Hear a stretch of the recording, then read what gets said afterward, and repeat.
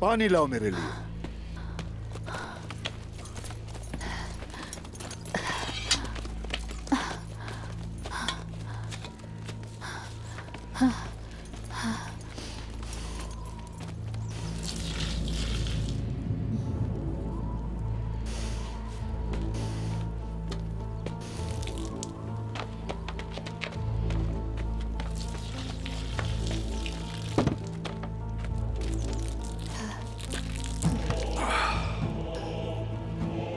तो तुम भी प्यासी हो? हाँ, लो। मुंह खोलने से पहले पीने को एक कतरा भी नहीं मिलेगा।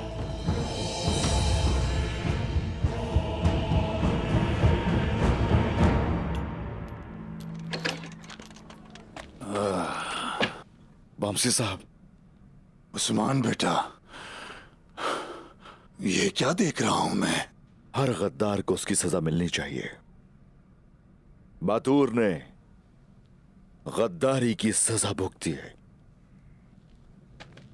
ठीक ठीक है, फिर उसे सजा मिल गई।